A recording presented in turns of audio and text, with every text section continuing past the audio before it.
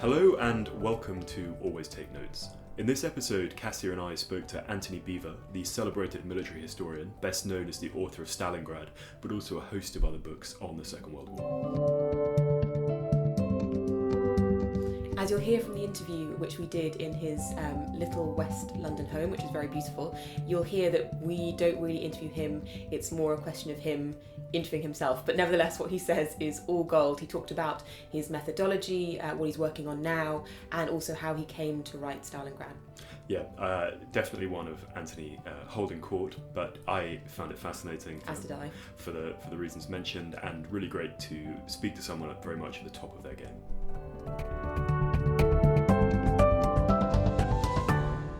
Antony, could you tell us a little bit to start off with about your background and how you got into writing, and particularly moving from being an army officer to what you do now? Well, careers are very unpredictable things. They can turn out in strange ways.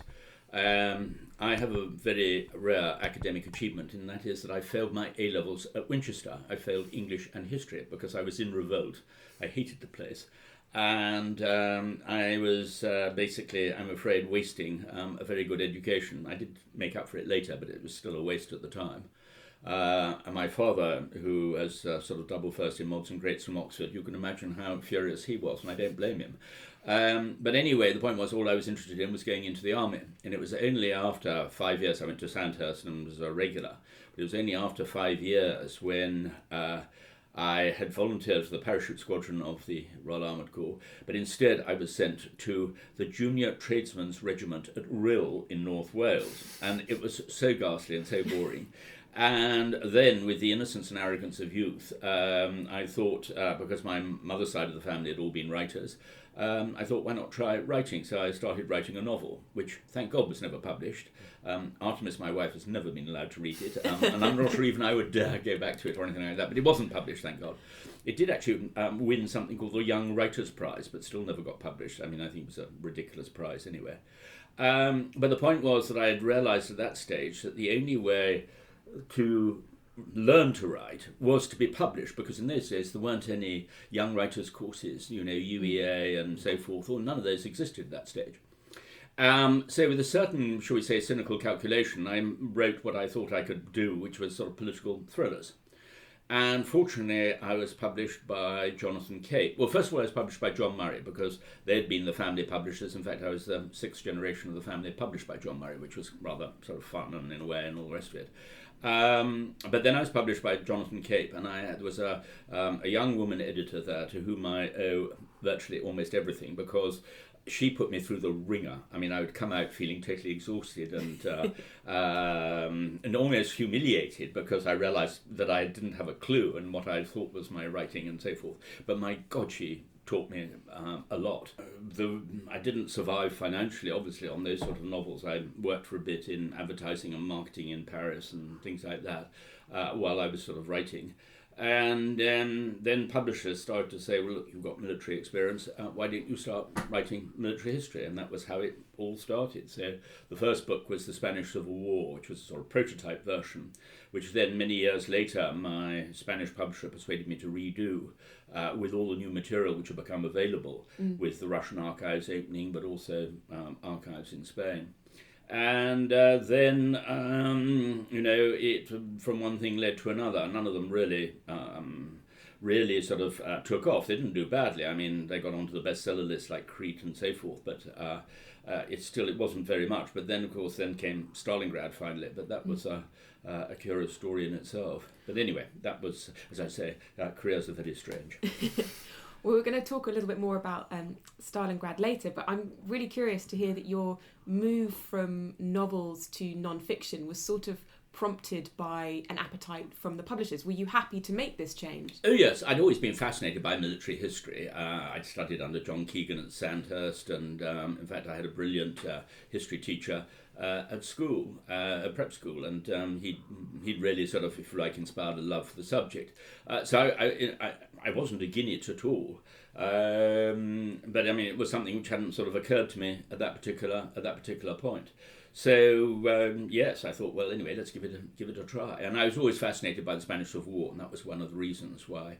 I mean, there were some extraordinary characters in London in those days. I mean, these were some of the old Spanish anarchists who'd sort of fled from Spain at that particular time, and the fact that it was certainly in the Spanish eye, sort of almost either the overture or even the first round of the Second World War, depending on your political point of view. And so it was, from that point of view, a sort of a fascinating one. Because I was also, you've got to remember, I mean, of my generation, I was brought up at a time when people's lives were completely defined on whether they'd had a good war or not. And my father had a good war in Special Operations Executive and so forth. But you know, you were very, very conscious of it, and it had defined everybody's lives. And I think that's one of the reasons why I was so fascinated by it. And Stalingrad is often thought to be the book that reinvented or reinvigorated the genre of military history. What do you feel that you did differently, or were you deliberately trying to shake things up? Well, I'd started to move in a particular direction, and this had come about largely thanks to John Keegan's Face of Battle. I mean, John actually was the very first one to sort of turn things upside down, and no longer just the top-down view of military history, but very much more so bottom-up and what the experience was at the front. And then, interestingly, in the 1980s, there was a tremendous fashion for oral history. And I was never convinced by oral history. I mean, it might be quite useful for other historians to sort of read these interviews or collections of interviews or diaries or letters or whatever it might be, but they always lacked a proper context. And what one has to remember is I was incredibly lucky on timing. You know, there are lots of people who come out with very, very good books, but it's a question of whether they actually hit the button at the right moment, and I was phenomenally lucky. I thought actually it was going to be a disaster because I had written a book called Inside the British Army, which I'd been asked to do by Chatto and Windus. And to begin with, I'd sort of really been rather depressed by it, but we needed the money. We'd only just got married and all the rest of it. And but actually, I started to but I found it fascinating because one was seeing the social change going on at that particular time, which was really affecting the British Army. I mean, in a way, it was slightly like the canary in the mine during the time of Thatcherism. Suddenly, this new ethoses were coming in. The collective was starting to go, the collective loyalties. And it was very significant the way that the traditions of the officer class started to crumble at exactly the same time as trades unions. So it was something right across, and that intrigued me so much that actually I wanted to take this on and do another book about social change during that particular period of the 80s and 90s. But my literary agent, who is an old friend, and we've been together for, I mean, almost like an old married couple. We've been together for about 35 years now. And Andrew rang me up beforehand, and he said, I got some rather bad news. Although they were fascinated by your project, they've been thinking about it a bit more, and they want an alternative suggestion. So my heart sank, and we went in. And Elio Gordon, who had been my editor for so long, but at that stage, she'd only just sort of edited the Crete book, but for paperback. And Elio then sort of said, well, actually, my idea is Stalingrad. And my face fell because I knew perfectly well that, A, I wasn't certain about whether the Russian archives would be sufficiently open at that particular stage. And B, you know, children were very, very small. It would mean months and months away from home. And, you know, it'd be a hell of a thing for Artemis to cope on her own entirely. So I sort of started to make dubious noises or whatever, and I got a hefty kick under the table from Andrew, basically saying, this is a brilliant idea, you know, start sounding a bit more positive. So I came home and talked to Artemis about it, and she said, well, you'd be a bloody idiot not to. And Andrew, thank God, did this brilliant deal whereby he managed to get separate advances from a German publisher, American publisher, which was American Penguin, and from Penguin UK. So I had, because it was 4 years work basically, and you know, you were a question of surviving financially during that time, but also very expensive research. And then again, I mean, talk about luck in timing. Picoya, who was the Minister of the Archives and who had been appointed by Yeltsin, forced the military to open their archives, basically just as we were sort of starting in Russia. So although this was now 1995, interestingly, the 50th anniversary of the end of the Cold War. And in Britain, of course, there was a huge publishing bonanza, but they all failed to sell. So you can imagine how depressed I was in Moscow. At the end of the Second World War. End of the Second World War, yeah. And this publishing bonanza was a total failure. And I thought, God, I've really picked my moment. Here I am, sort of the biggest project of my life. And, the markets collapsed. And that's why everybody was fascinated, because nobody expected the book to take off. When Penguin discussed the print run, Helen Fraser, who's the managing director, said, well, actually, having already read it, obviously, she said, I think this one might go to 10,000 copies. And the marketing department people just rolled their eyes in disbelief, because in those days, a hit book of military history, absolute maximum would do 6,000 copies. It was a very narrow, defined market. Then, of course, when, to everybody's astonishment, above all mine, it sort of broke out of genre, and you had women buying it and reading it as well. It's impossible when there's no market research in publishing, so you've got no idea about exact percentages, but I mean, I can only react from the way that people have talked to me. And so, of course, you had all of these journalists wanting to understand the phenomenon. I also think in many cases they wanted to interview me because they wanted to know what's the formula for writing a bestseller in case we have to get out of journalism. So, I mean, which I can... And I got lots of publishers saying, there's nothing more irritating. They said, I mean, every single agent is trying to sell their book as the new Stalingrad or the next Stalingrad. An agent sort of complaining, saying that publishers say, well, what we want is another Stalingrad. But again, I'm afraid this slightly shows the sort of Me Too mentality of publishing, that they always, as soon as the sort of something happens, then everybody tries to leap in and do something similar.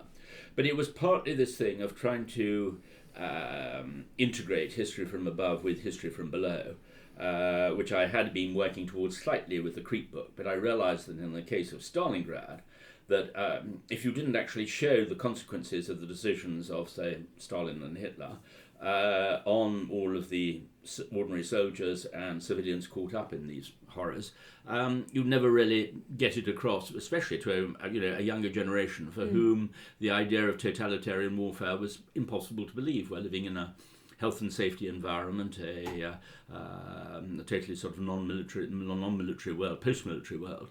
And I think that it was sort of the only way to convey the reality of the experience at the time, which was what I was trying to do. Well, but just quickly to add one thing, in fact, and that why in a paradoxical way, those early novels had actually helped in a big way, because it was sort of rather the way that I wanted to see it, if you like, myself. I mean, in very much more in a sort of visual capacity, which pushes one to the point of obviously not writing a novel. It was never a question of inventing anything, but by assembling the material, you could recreate it more faithfully, both sort of physically, visually, and then one hoped to a certain degree emotionally, but without, as I say, inventing anything at all. Well, it did turn out to be this incredible smash hit. Can you talk to us a little bit more about the experience of writing something that, to your surprise and to your publisher's surprise, really takes off? Well, as I can say, as you might imagine, it was bewilderment. I mean, the real takeoff came. I mean, it did get a takeoff. It went to number one when it came out first of all in hardback, and then actually it was quite funny because it was sort of shortlisted for the W.H. Smith Prize, but W.H. Smith wasn't selling it, I remember, actually it was Hilary Sperling, whose Matisse was out at the same time. She had exactly the same thing, that, W.H. Smith was not selling her book, and yet there we were shortlisted for the W.H. Smith Prize. And the chairman of W.H. Smith was deeply embarrassed and very angry about the whole thing. So when it came to the trade paperback, which was a very clever move, actually, they hadn't done it before, of going from hardback to trade paperback and leaving mass market further down the line. The W.H. Smith made up for it by stuffing their shops with the book. And then came the great thing of it won sort of purely by coincidence, that they were all announced in 1 week. It won the Samuel Johnson Prize, the Wilson Prize for History, and the Hawthornden Prize. And so that sort of generated its own sort of phenomenon, I suppose. Were there other factors that drove it? I mean, you already said that there'd been this moment when other history books that the publishers had expected to do very well hadn't taken off. Were there other factors culturally? Yes. That drove your success? Well, I'm not saying drove my success specifically, but what we had underestimated was the way that society had changed and society's expectations and attitude towards history had changed. So history in the past had always been, as I was saying, a top-down version in a way, but it was always, on the whole, the collective version of events. We had, during that extraordinary revolution, which was rather what I'd wanted to write about instead of Stalingrad before, where you had the geopolitical change, the end of the Cold War, you had Big Bang, you had the invention of the internet, you had a whole raft of things all coming together. But above all, you had the emphasis, I mean, people go on about Thatcherism and so forth. What actually she was doing, if anything, was just accelerating a process of the shift from the collective to the individual. And what people were actually longing for or looking for, in a way, was the emphasis on the individual in history rather than the collective. And I think this was what sort of grabbed people, it seems to have grabbed people's imagination. So as I say, this was the question really was, it was timing which made such a difference. Did you find this was this similar process going on in different countries? Obviously, this book was translated into many different languages and did very well abroad. Were there similar factors elsewhere, and did it get similar receptions in other countries to the one it received here? It varied very much from country to country. I mean, some countries where you expected it to do incredibly well, it was very, very slow. I mean, Germany was incredibly slow. It did phenomenally well in France. It did Scandinavia. I mean, the Swedes sold 250,000 copies, which for a sort of population of 8.5 million.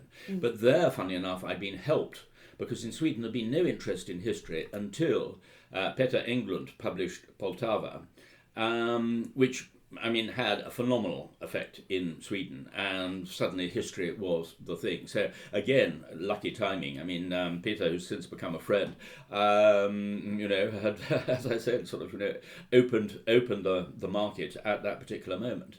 Spain, again, astonishing. It was very intriguing. It was sort of paradox that quite often countries which had not actually taken part in the Second World War, where sometimes the sales were greatest, as I say, sort of Sweden and Spain and places like that. You mentioned the fact that the Soviet archives were opened. What was the experience of working there, and how did you deal with the language issues and things like that? How long? Do you have a long-time translator that you've Absolutely. worked with? Well, what happened was, it was quite funny. After I started, as soon as I started really working on Stalingrad, and I had prospective friends at Oxford and so forth, Norman Stone teased me. Was trying to say, but you can easily learn Russian in 6 months. He said, I've got the perfect grammar for you and all the rest of it.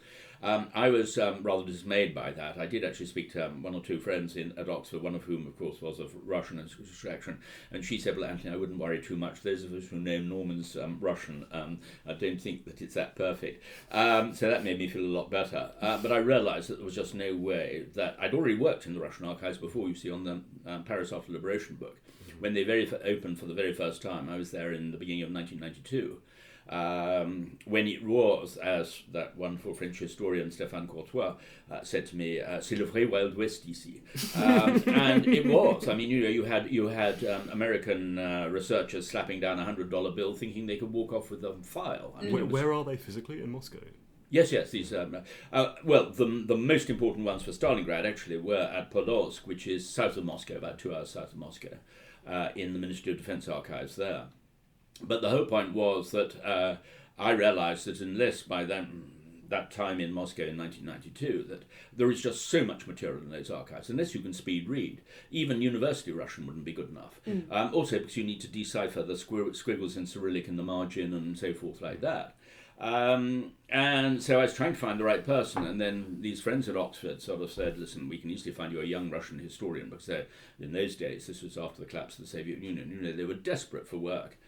But I didn't want to have a historian because, they might have their own agenda. I'm not suggesting they were trying to sort of distort things or lie, but I mean, they might have their own agenda and their own interest. And eventually there was a friend married to a Russian. She said, oh, well, look, he's got a first cousin called Luba. And she's probably no good at all because her doctorate is in plant biology. I said, perfect, let's try. And Luba, I found, first of all, before we went into the archives, we went down to Volgograd and we were interviewing all the old survivors and the women who were there. Interestingly, the women were far the best witnesses. But that's another story. We might come back to that later. While the men had read all of the official versions and they'd filtered their own experiences through the official versions. I mean, there were still nuggets which were quite useful, but it wasn't good. But the whole point was that Luba proved absolutely brilliant. I mean, she had that nose right from the start of what was sort of the key element and the key moment. So when we actually went into the archives, and there's quite a funny story there, but I have to be rather careful about that because, shall we say, things are fairly difficult and even slightly dangerous. But I mean, I would sit by Luba and, she would speed read through. And I could read enough Russian to say, well, listen, hang on a second, what about that? I mean, looking over her shoulder, and she said, no interest. And of course, she was always right. But then she would say, right, this is important or whatever. And so I had to take my notes by hand because they wouldn't allow a computer in. They certainly wouldn't allow a camera. And what they were hoping, of course, was that we were going to pay them for $1 a photocopy, which back in those days was quite a lot.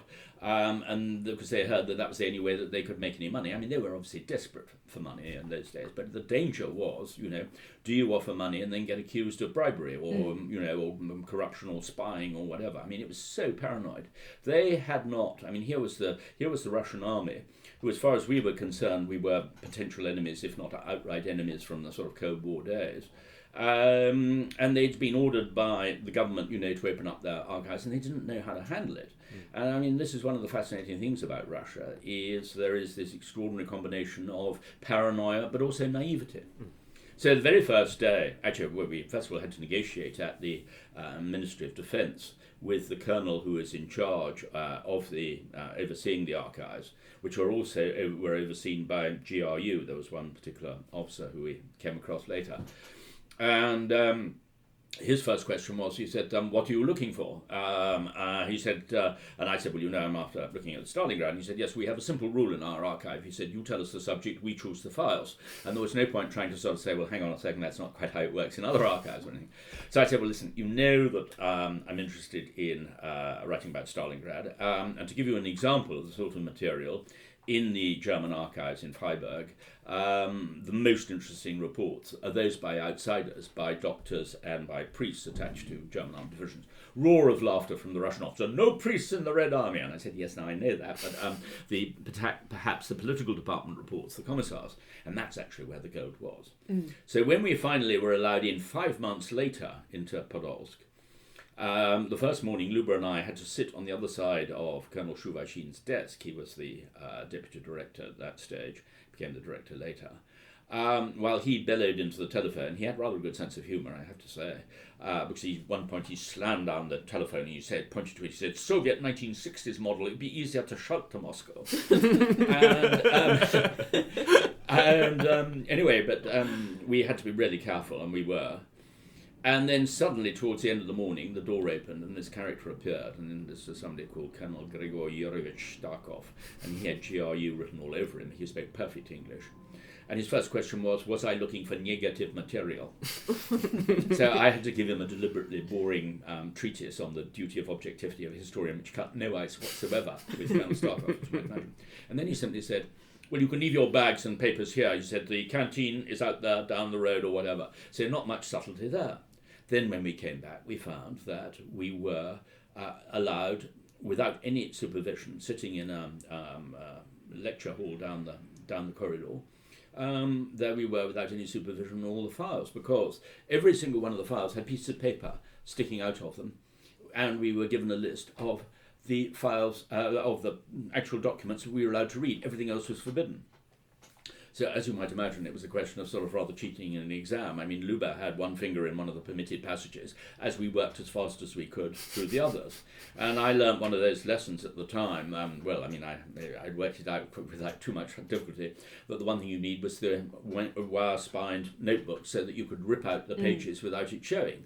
And I used to sort of trouser my pages, after every few minutes, just in case we were checked on. And then, of course, they realised, after a bit over a week, they suddenly realised we were spending too long on certain files. And what was fascinating was that these files was, for each month of the battle, the political department was actually sending back every single night a report of between usually anything from 14 to about 25 pages every single night on what Stalin needed to know. And these were fascinating because there was no propaganda bias. Stalin was desperate to know what was going on. He didn't trust the generals. And so as a result, you had both the genuine heroism, but also all of the less heroic stuff of drunkenness of commanders, soldiers crossing over to the enemy and all the rest of it. So from that point of view, for the first time you thought, my God, you did not expect in a Soviet archive to have something which was untainted by propaganda in that way. Well, anyway, then suddenly Starkov reappeared, and there was it was a very, very unfriendly meeting. And basically saying, we've got to see all your notebooks, and but I knew that they didn't have any interpreters down there. Their only interpreters were actually in Moscow, and they'd have to bring them down each day and all that sort of stuff. So I said, well, you've given us till the end of the week. Why don't I give you all my notebooks then, and you can go through them? And I've got very bad handwriting, so if you like, I can certainly help your interpreters if they can't read it and so forth. Anyway, they sort of calmed down on that particular thing. But then I realised, of course, that most of the material had been from the forbidden passages. So I always felt that I had to start sort of writing letters of praise to Comrade Stalin myself to bulk them out, because that was the passages that they had chosen for us in the thing. Anyway, in the end, it was okay, but it was quite interesting because I was staying with the Canadian political attaché, who was later the ambassador there a few years later, who was a huge help. And Chris said, these are uncertain times. When I finally got back on the sort of last day, he said, they know you're flying out tomorrow. There's always the possibility that when you get to the controls at Sheremetyevo, they can go through your luggage and remove every single piece of paper, and there's nothing you can do about it. So he took me into the Canadian embassy, and we photocopied every page of the notes so that he could always get that one out to me if necessary later. But in the end, it was all right. But God, it was a relief to be able to walk towards the exit, knowing that I wasn't going to lose any of the. And Berlin was also fairly hairy in a way because. So they let you back? Yes, because at that stage we had to go and see them. And by this time, Shuvashin was the director of the archive. And he was sort of in wonderfully he said, now then we would like to see ourselves as the joint authors of your book. You can imagine the sort of smile I gave him at that idea. And one of the other officers present said, yes, we would like to see how you used our archives in your book on Stalingrad. Now, this was about 1998, 99, and the collapse of the ruble came in 98. And the publishers who were publishing Stalingrad, which was actually sort of not a very impressive publisher in Smolensk, hadn't managed to get it out by then. So I said, the Russian edition hasn't come out yet. And they said, but don't you have a copy of the English or the German with you, or from French, or one of our interpreters could go through it? And I said, no, but that's very silly of me. I didn't think of bringing a copy because, And anyway, so we were allowed. But this time we had a minder the whole time called Allah. Luba whispered to me very naughtily at one point. She said, Antony, you should give her a box of chocolates laced with laxative to get rid of her. So that we But I mean, the idea... I have one right with me. Anyway, but Allah literally was sitting there the whole time, and then she obviously got bored after a bit because she was obviously working for sort of GRU or whatever, and it was quite funny because what she used to do was she was to go out of the room, sort of not quite slamming the door, but walking heavily down the corridor. And then she would creep back later and suddenly open the door to see whether we were looking guilty or not. And it's like playing grandmother's footsteps. It was too extraordinary. But fortunately, we then suddenly spotted, when she did this, I suddenly saw she had a very bright pink shopping bag. I suddenly saw her from the window going out of the main gate. So this was our opportunity. And then she went shopping most days. But, I mean, we still had to be very, very careful indeed. I've been teased by various other historians that I was responsible for shutting up the archives and all the rest of it because of the Berlin book, which was the one which caused the huge fuss. But in fact, no, because we'd finished our research well before the restrictions started coming in. I first heard about it from Lennart Samuelsson, a very great Swedish historian on the pre-war period. who got in touch saying, did I realise that the FSB, the old KGB, were now checking on every file taken out by a foreign historian. And then Catherine Merridale, a wonderful historian who was working on her book on Ivan's War, about the Red Army in the Second World War. Catherine found she couldn't even get into Podolsk. And, you know, the barriers had really come down. Not only that, they tried to scare her, and one of the archives was showing her on the computer, where they'd installed these computers. They had no computers to show the catalogue, but they had computers basically to track what foreign historians were doing, and they were cross-referencing them to see, with other archives, to see sort of what their line of approach might be. So Catherine was a bit shaken by that, but she still managed to produce a fantastic book, considering the restrictions by that particular stage. But you see, my book then didn't come out till 2002. And there was an unfortunate thing in the way that my publishers in January, before publication in May, persuaded me to do an interview with the bookseller. And I thought, well, I think that's okay. Nobody seems to read the bookseller or whatever, you know, certainly not. Anyway, what I hadn't realised was, of course, then the Telegraph leapt on it. And I was furious the way that sort of Charles Moore was expecting me suddenly to spill the beans on the whole book, you know, 6 months before it was available in the shops. So as a result, they made up a huge amount of stuff. It was pure speculation. And that's when Karazin, who was the Russian ambassador, accused me of lies, slander and blasphemy against the Red Army, without knowing sort of what was actually in the book. I then wrote a counter, which I insisted that the Telegraph published, trying to correct some of the mistakes in the article.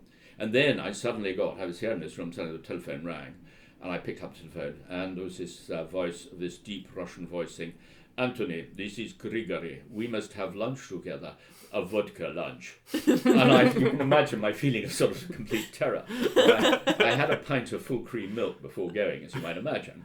And there we were in what used to be Maisky's study with Karazin, and we had one bottle of vodka in front of her. The smaller, I can even so, for Friday lunch, it was still quite something. And Karazin it was very interesting, because I mean, he was a mixture of sort of both open and totally defensive at the same time.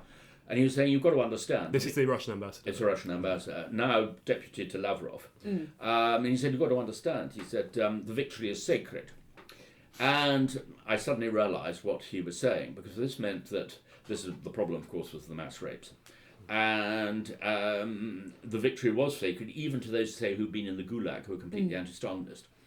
And so anything which undermined it, like the whole story of the mass rapes, was something which was totally taboo in Russia.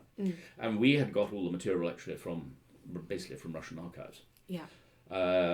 I presume that they're not available in the archives anymore, because certainly I can think of, shall we say, one book, I mean, on China, funnily enough, where at the request of the Chinese government, every single document was withdrawn afterwards.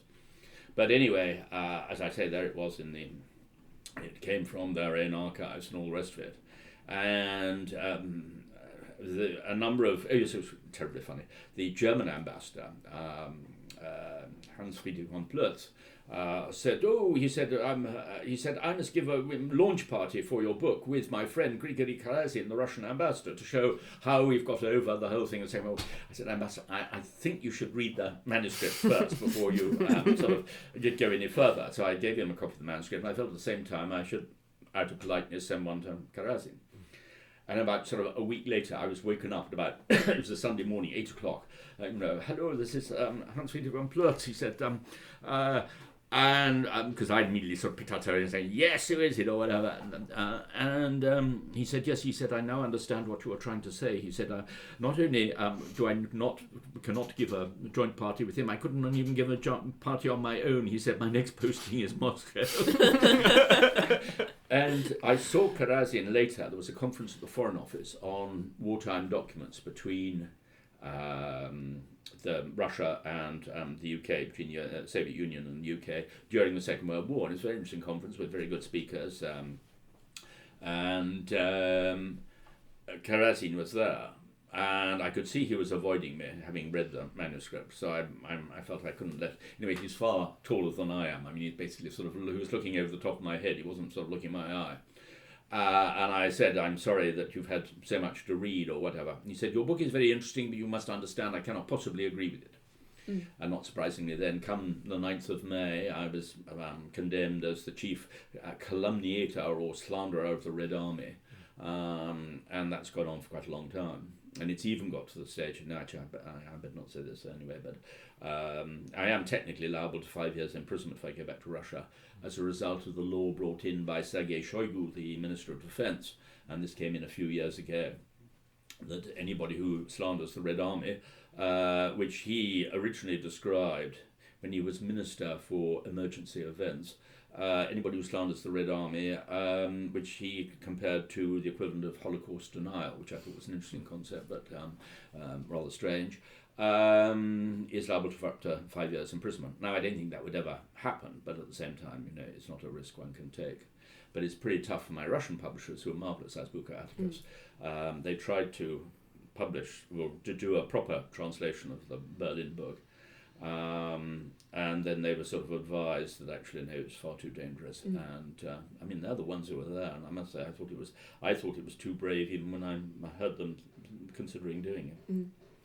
Apart from the sort of the political ramifications and that this book must have had an extraordinary impact on your life as a writer. You spoke a little bit earlier about needing the money when you first got married, and how did the publication of Stalingrad and later your other books that have done very well, how has that impacted your finances and your advances? And can you talk a little bit more about the financial side of being a writer?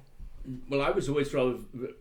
I was never terribly keen on huge advances, because as a writer you always got to be fairly careful about the moment when you, if you like, your advance fails to earn back, because then word gets out and all the rest of it, and so I was always sort of slightly nervous about it, and also I was always nervous about the idea of sort of multi-book contracts and so forth. But apart from anything else, it felt terribly claustrophobic. I preferred to do sort of one book at a time.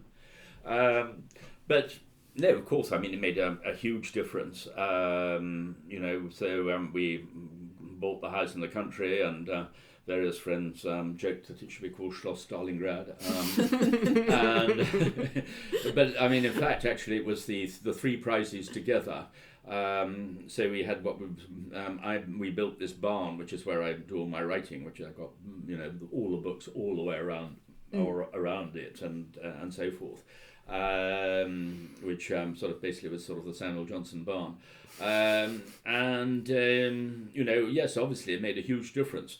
What one has to then recalculate is the fact of the promotion of the book, because especially with all the foreign publishers, I mean, obviously I didn't do all 32 or whatever it might be, because certainly for the Far East and all the rest of it, I mean, simply not worth it. Apart from anything else, actually, you don't even know how they've translated it, which is always sort of slightly worrying.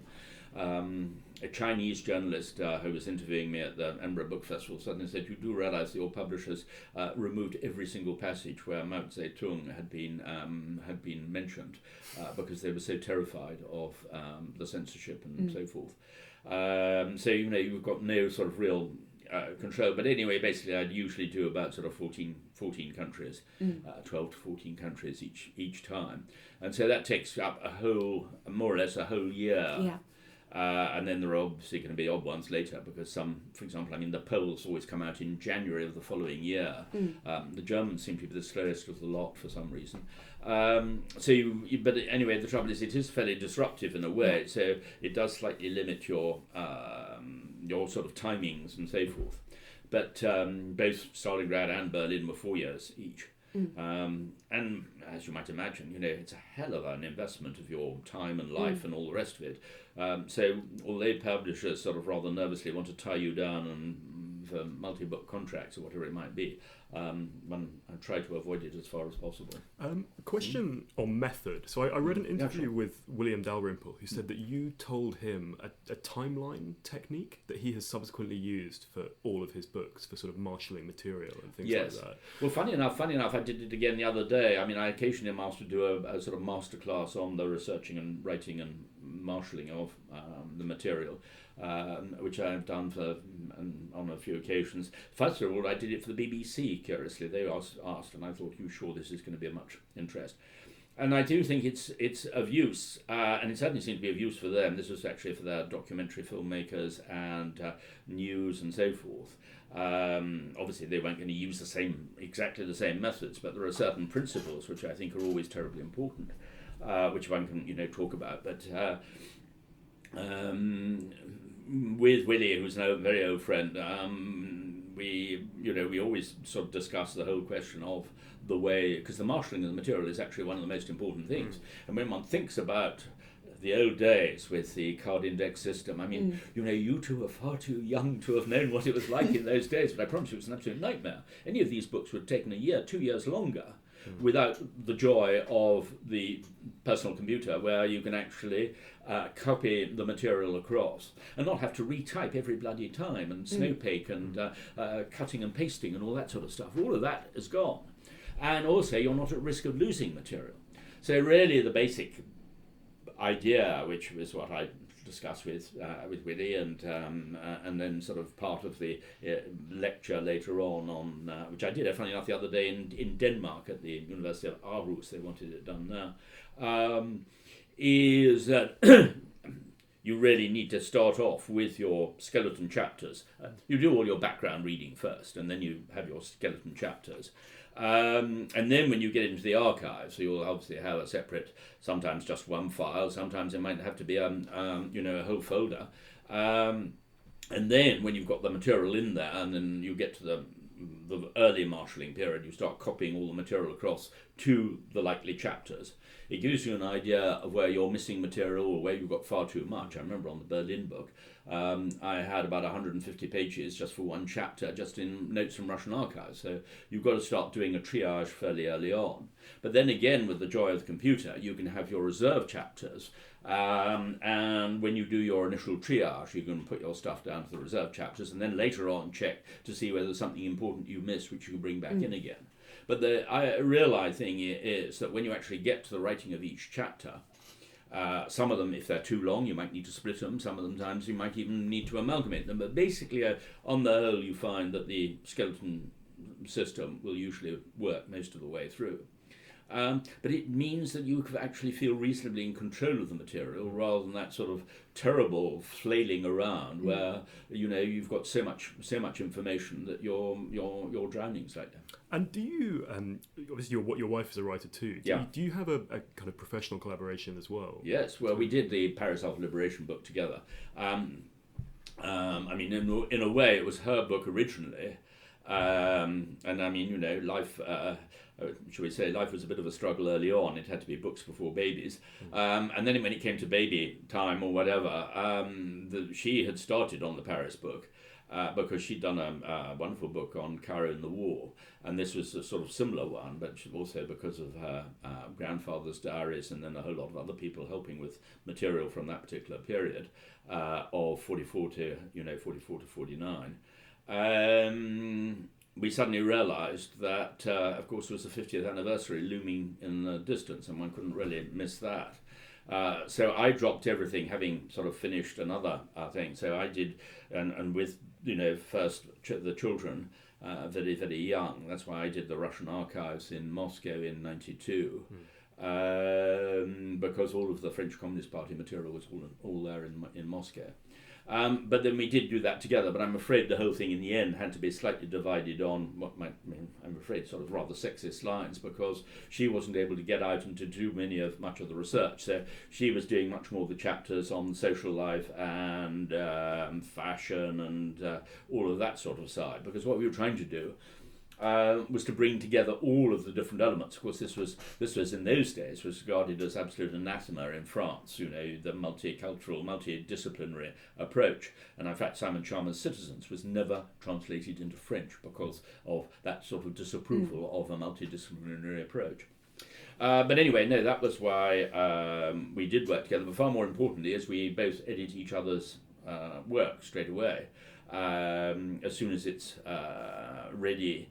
And Artemis, one has to go through a certain pain barrier, shall we say, early in the relationship, so that you get that you realise that in fact they are actually trying to help, not criticise or anything like that. But I mean, Artemis will go through mine, and besides a paragraph, she'll put boring or don't understand or whatever it might be. And therefore you've got a problem, and you've got to do something about it. But sometimes you might say, well, I'm sorry, it may be a bit boring, and perhaps I can sort of think, but it is essential information or whatever it may be. But I mean, it makes a huge difference because, I mean, as you both know, I mean, the writing is about the loneliest process in the world, and unless you can get a really good opinion on it, you've got no idea whether what you've written is good or bad. I mean, that's always been the worst problem of, and one of the reasons why probably writers are so paranoid. But being married to another writer is a huge bonus in that way. Do you work with researchers? Yes, I mean, with Luba, obviously. I mean, Luba, as I say, because I found she had really absolutely the right nose and brilliant in her instinct and sort of the human detail. So I mean, I don't have to sit next to Luba in archives anymore. I mean, I only had to do it really with Stalingrad and Berlin, but I mean, ever since on any other thing, whether it was the Spanish Civil War book, which we redid in 2005 in Spain. Luba was able to. She would send me emails simply saying, "Listen, this is sort of thing. What is there anything particularly you would go for?" But you can't give exact shopping lists to researchers because as I'm sure you know that. I mean, you often don't know what you're looking for until you find it, and especially in sort of huge archives where things are not terribly well catalogued, and there may be one absolute gems inside which you would miss otherwise. I only also wear languages. I mean, for example, on the Arnhem book, my Polish translator was actually my publisher's interpreter when I was doing interviews in Warsaw and so forth. And she's been absolutely brilliant. She came over here, stayed, and when we worked through the Sikorsky Museum and some of the other Polish archives here in London, as well as obviously she did the Polish archives in Warsaw. And also then a great Dutch friend. We worked together in the Dutch archives for the Arnhem book. And then she carried on her own because there was just so much. There was a Dutch minister in the government in exile who actually broadcast to the Netherlands just before Arnhem saying, "Liberation is coming, keep a diary." And I mean, it's phenomenal. And again, funny enough, coming back to the same thing, all the best diaries are usually by women. The observers, yeah.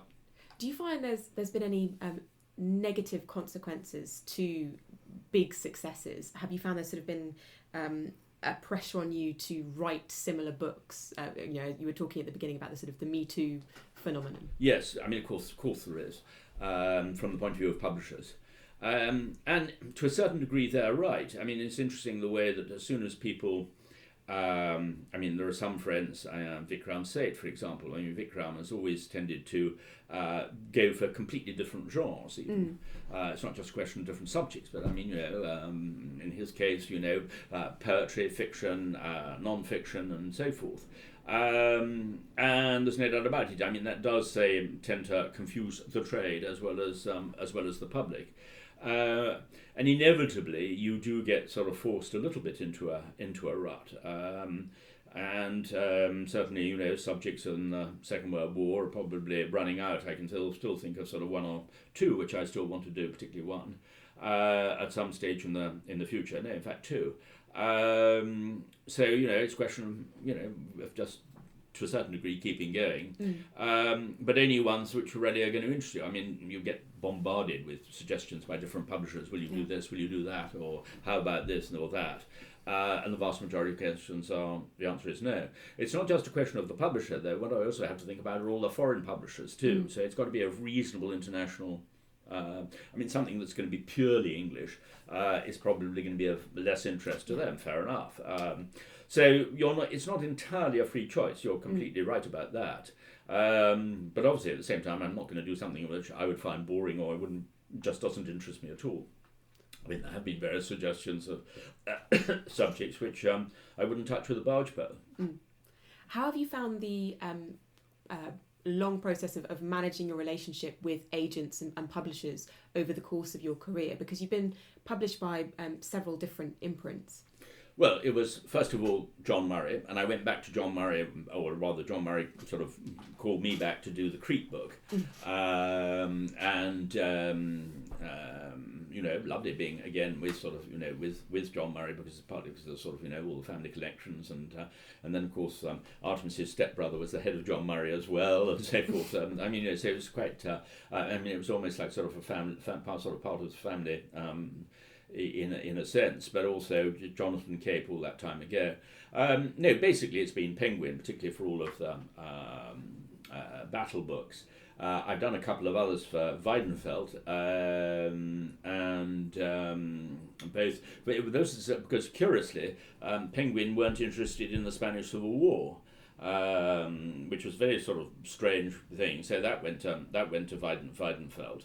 And then I did that book on the whole of the Second World War also for Weidenfeld, because we've got lots of friends in publishing and with different. I mean, Tim Healy Hutchinson, who was the head of Hachette, was one of Artemis's oldest friends from Oxford and so forth. And Rupert Langster used to live in this house. I'm off to have lunch with him. He's He's Hodder or whatever. So one's got lots of friends in different areas.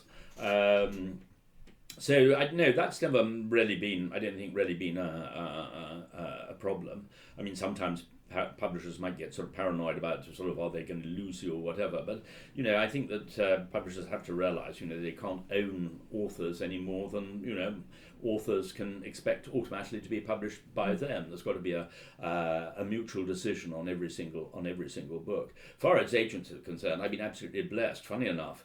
I did do a novel which was never published, but funny enough, it was seized upon.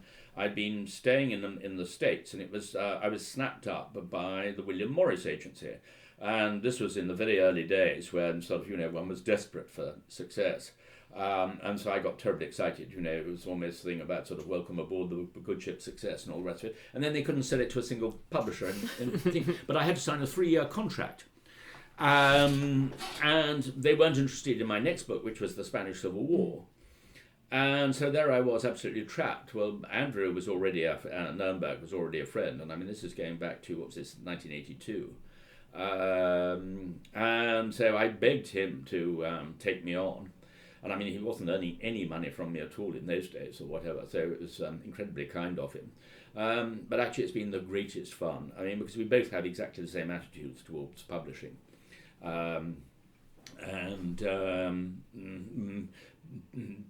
Basically there's no point. You don't want to ever have something oversold. You don't want to have ludicrously excessive advances like sort of somebody like Andrew Wiley tries to obtain, because it's actually going to work against you in the longer term. And so one's got to work long term rather than short term in that particular sense. And Andrew has a brilliant instinct for these sort of things. I mean, he never told me about his selling of Stalingrad, and it was only because there was a journalist from GQ magazine who was accompanying him around the Frankfurt Book Fair, who simply couldn't believe how things were done. And he described how Hans Ebert Deda, who was the head of Bertelsmann, came, and Andrew had told me, he said, I want half a page, no more, half a page on Stalingrad and how you're going to approach it and all the rest of it. And so there was this meeting which lasted for about 3.5 minutes. And Andrew handed over the half page. Ewout did read it through, and he said, "Right, Andrew, usual system." And Andrew said, "Yes, usual system." They both took out a visiting card, wrote a figure on it, and then exchanged figure, exactly the same figure. Deal done. What, like? Yes, like that. How extraordinary. And also somebody else who was with Andrew told me how literally he would be walking down a corridor, all of these long corridors, and everyone was walking very, very fast. Somebody coming in the other direction, Andrew said, "I've got a book for you." He said, "Right, how much, whatever it is." Just simply on trust. Because they knew perfectly well that Andrew would never sell them a book which was not going to work, or which he thought was sort of just an off chance or whatever. Because it's a question of the long term. If you start losing trust, or you basically or betray a trust, for even more so, word gets around very, very quickly, and it's just simply not worth doing. But I've also been incredibly lucky. The other area where is that. To what degree you're going to inspire a lot of jealousy. And I wouldn't blame people, because I've just been phenomenally lucky, and especially on, as I said, on timing and things like that. But there was a wonderful moment at the Spanish ambassador. You won't believe the Spanish ambassador at one point had something called a Jabberwocky party, where everybody was going to present the Jabberwocky in different languages, and it even included a whole lot of people, with Adam Zamoyski in Polish, Dominic Lieven in Russian. The papal nuncio did it in Latin. Artemis, who doesn't speak German, was asked to do it in German, funny enough, anyway, the Jabberwocky. But at the end of the evening, and it was a very, very good evening, two historians approached me, in fact, in the form of Adam and Dominic, slightly unsteadily on their feet, and they said, "We decided that we wanted to come over to thank you, because on behalf of all historians, because thanks to you, the advances for history have gone up through the roof." So I think that's probably a reason why I got a fairly easy ride from other historians. But then the others said, then there's the whole area of academic. This is exactly what the next question was. How does your relationship with the academy and with academic history, how is that work? Well, it's actually been phenomenally good. Astonishingly good in my view. In the sense that Catherine Merridale said, she said, "Well, see, Antony, the thing is." I think I can say this. No, she said, "Well, the point is, because you're not a candidate for the British Academy, you're not seen as a direct threat. If you had been seen or whatever." Anyway, it certainly doesn't worry me in that particular. I've got lots of friends who are members of the British Academy and all the rest of it. But as a result, academics have not been nasty at all. Certainly not in this country. And have actually been hugely helpful. There was a wonderful moment. Do I dare tell this? No, I better not tell that particular story. It's quite funny. I'm afraid this is always the trouble with sort of a podcast. But even academics who've, shall we say, have got a reputation for ferocious reviewing, like say Richard Evans or whatever, have actually been incredibly kind and. In fact, there was quite a funny moment when Richard suddenly announced, he said, "Oh, I'm reviewing your book on the Second World War for the New York Review of Books." And apparently the look on my face was sort of like Munch's The Scream. And Artemis was there at the time. And Richard realised that perhaps I wasn't greeting this news with enthusiasm. And he said, no, I really liked it, or whatever. Actually, Michael Howard was just inside. This was the 40th anniversary of the Wolfson Prize. And Michael Howard, the professor, not the politician. And I told Michael, who's a sort of no friend, and he laughed in a sort of rather dry way, saying, "Yes, those of us who know Richard's reviews and his idea of a nice one is not most people's idea of a nice one." So I was really dreading it, and in the end, actually, it was incredibly thoughtful and perceptive one. But some people can be ferocious. I have had one very nasty one from somebody, and I think there was an element of probably perhaps of jealousy there. But considering how lucky I've been, I don't think it's anything to. And your relationship with other historians in the similar field, do you? No, that's been wonderful. And in fact, whether Anne Applebaum, very old friend, she was researching Gulag when I was researching Stalingrad, and we used to meet for dinner in Moscow and sort of to compare notes. That's actually where we both found exactly the same experience about the difference between men as observers and women as observers. And interestingly, I was actually after discussing this, and because Anne was saying to me, she said, "Does this happen to you?" You know, of the men she was interviewing, basically sort of saying, "Now sit down, don't interrupt. I'll tell you what happened." I said, "No, I get just exactly the same sort of thing." But what we both agreed was that women were far more reliable as observers. And I suddenly realised it was only on the way back that night in the metro to where I was staying with Luba and her mother in North Moscow. That, of course, it was the men had been so humiliated in the sense that they had no control over their own fate. And now, of course, they were in command of history, because here were all these foreign historians coming to interview them, and they tried to sort of, impose their version of events. "Oh yes, I saw Zhukov, he was there," and so forth. I mean, they again, this is a way of putting themselves into history in a way which had never been the case at the time, because they'd read all the official versions. The women, on the other hand, had kept their eyes open and their mouths shut at the time. And when you interviewed them, and I remember interviewing some of the women who'd suffered in Stalingrad and so forth with Luba, where Luba had been sort of so brilliant about sort of coaxing them to talk. I mean, there you they just simply recorded the sadness, the tragedy of the whole thing. And they were accurate, and this is why the women are the best diarists of the Second World War, whether Ursula von Kardorf or the anonymous diary of a Berlin woman or Iris Arrigo in Italy and so forth. And actually some of the Dutch diarists which we found for Arnhem. And in the public imagination, you're often associated with Max Hastings as the other figure operating in this field. Do you have a relationship with Max? Do you know each other? Yes. Yeah. No, I mean, we're great friends. I mean, we see each other on a frequent basis. Okay. There's actually a shelf full of his books right there. Yeah. No. We are. The only time we've ever sort of really been rivals was when we were both doing a book on the Second World War together at the same time. In fact, I started before Max. And Max said to me, he said, "Well, Anthony," he said, "I'm sure yours will be a better book and you'll sell more copies, but I'm damn well going to beat you to the deadline." Nobody has beaten Max to a deadline. I mean, I remember Anne Applebaum telling me how when she was once working with Max at the Evening Standard, she said, Max would sit in front of the computer and compose himself for a few moments like a concert pianist, and then he would start, and he wouldn't stop until he'd written 1,200 words exactly on the subject. Now, I can only gasp in envy and admiration at his capacity, and he can do something which I can't do, which is working flat out on the book all morning, and then suddenly 2 o'clock doing the article for, whether it's the Daily Mail, 1,800 words, or the Guardian, or the Financial Times, or whatever, and then running it off like that. I mean, that is a mental discipline which I simply don't have. But no, I mean, we're very, I can tell you, we're very old friends, and I hugely enjoy his company, and I hope he enjoys mine. I think he does. And as a result, we do a lot together. And the final question from me on this is, one thing I found doing my own book on the army and moving through this sort of world of people writing about this was it seemed that there were, some people writing about military affairs seemed to be kind of negotiating at some level the fact that they were soldiers or weren't soldiers, or dealing with some kind of personal set of feelings they have about the army. Was that something, or the aspect of war itself? Is that something you've been conscious of? What I was lucky about was not trying to write about the army just after leaving. I think that's always a slight problem, because one does have one's own, if you like, personal and collective hang-ups from that particular stage.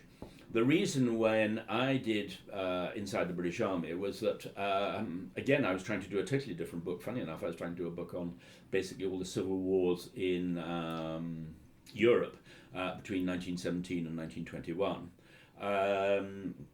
Trying to sort of bring them together. It was probably a vastly too ambitious book for me at that particular stage anyway.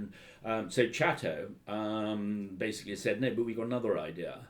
We said they'd had somebody who was a very good writer to do a book on the Foreign Office. And what they'd found was that because he didn't speak the right language, they ran rings around him. And they said, "Listen, you speak the right language, and you will be seen not as an outsider if you do it. So what about doing an analysis, in fact, a sort of portrait of the whole of the British Army?" As I was saying earlier, my heart was not in it to begin with, but then I became fascinated by, as I say, the social changes and the way they were sort of affecting the army. But it did make all the difference that one was able to sort of talk to people, and if you had the right jargon, they would relax. But I did find one terribly important trick, which was that people were very reluctant to talk too much about their present job, but then you could find out what they'd been doing in their previous job, and then they would be prepared to tell you everything. So that was quite useful. And the other thing was that, of course, I said right from the start that I wasn't going to identify anybody.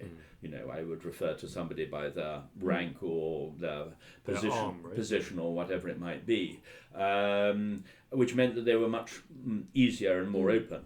I mean, Molly Deneen, very old friend who did that film on the Welsh Guards in Northern Ireland, when Molly used to live here. Molly lived here before we were married, and then actually she came back again when she fell out with a boyfriend at that particular stage. This was long before she got married, and so she moved back in again. And so Molly was, as I say, a very old friend. She had a difficult time, and she said, "Listen, I have got a problem." They were cutting the whole film. Because Molly's rule was, she always would offer to the people that they could then see the interview beforehand, and if they didn't like it, they could take it out, which meant that they were much more open and ready to talk more openly. And Molly told me how other documentary directors at the BBC had said to her, Molly, how did you get permission? You know, you can really shaft them. And Molly was deeply shocked. She said, I'm not there to shaft them or whatever. You know, I just want to understand. And that's why she's such a good documentary filmmaker.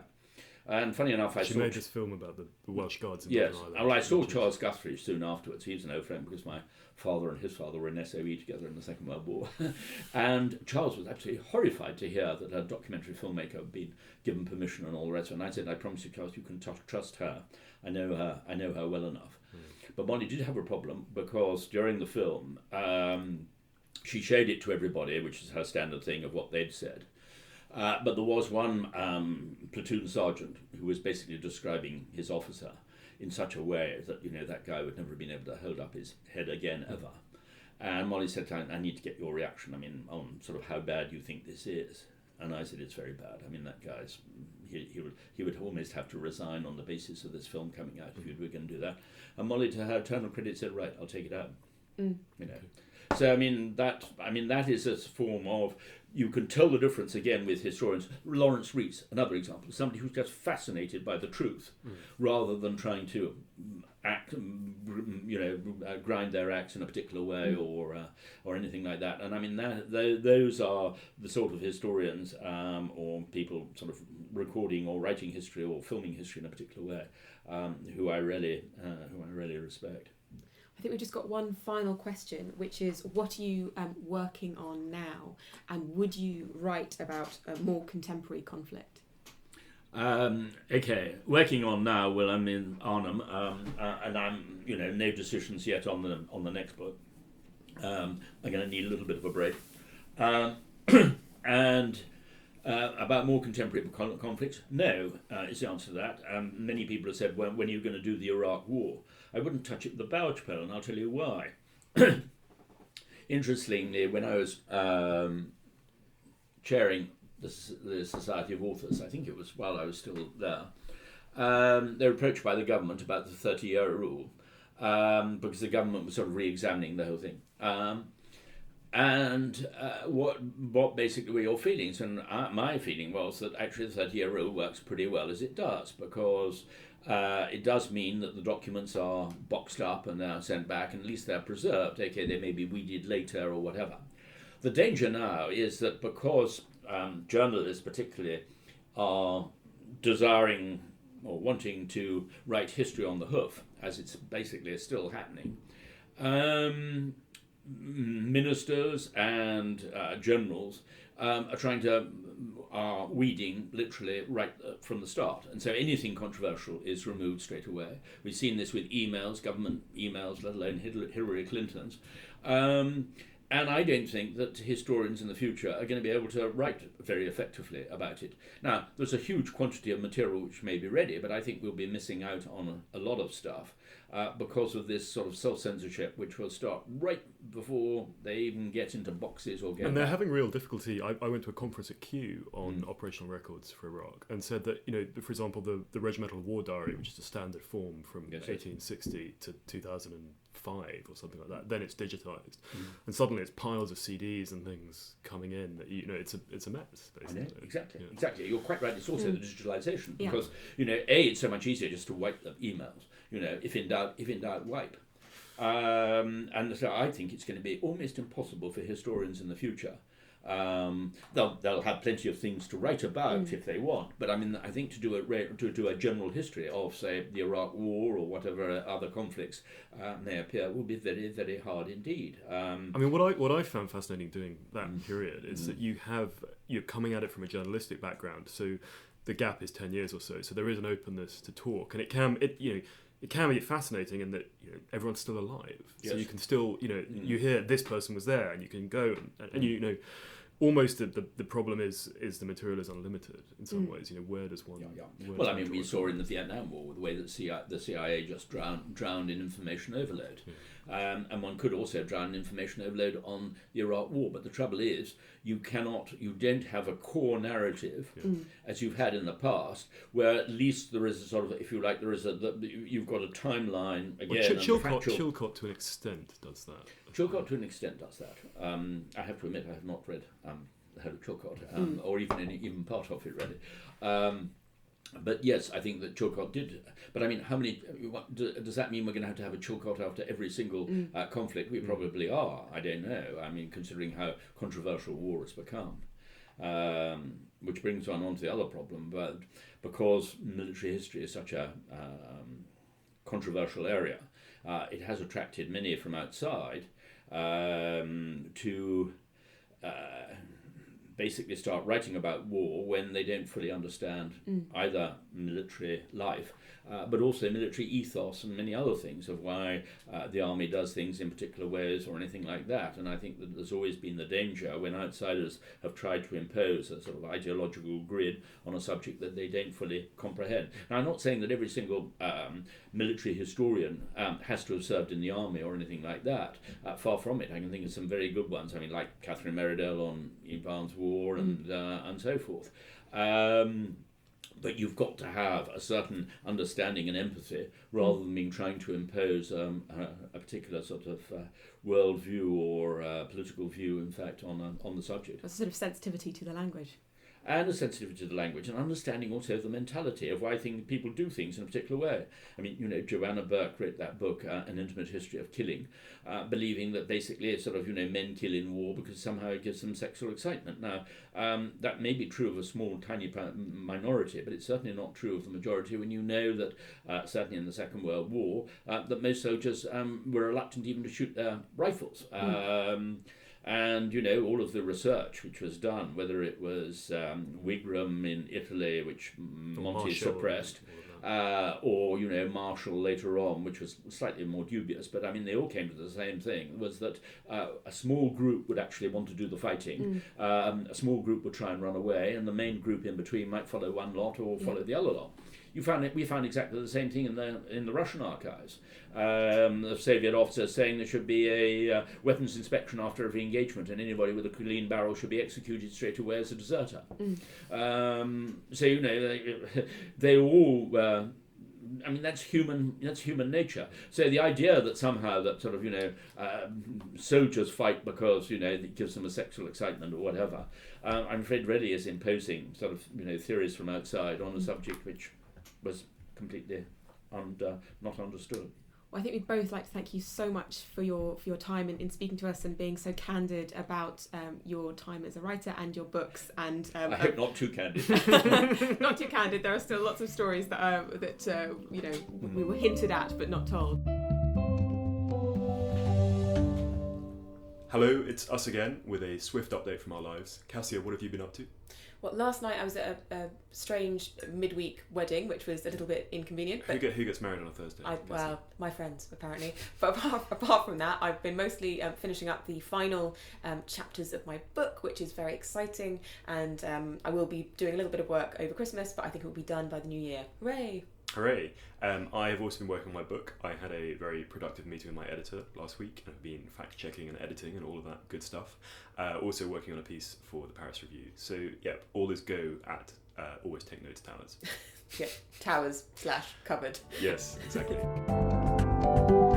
This has been Always Take Notes, hosted as ever by me, Simon Acomb. And me, Kassia Sinclair. Our producers are Olivia Krellin, Ed Kiernan and Liz Davies. Our music is by Jess Danheiser. Our social media is by Zara Hankier and graphic design by James Edgar. And we are present on all manner of social media platforms. You can find us on Facebook and Instagram at Always Take Notes. We're on Twitter at Take Notes Always, and our website is alwaystakenotes.com. And as ever, please do leave us a review on iTunes, particularly if you enjoyed this episode, which I have no doubt that you will have done.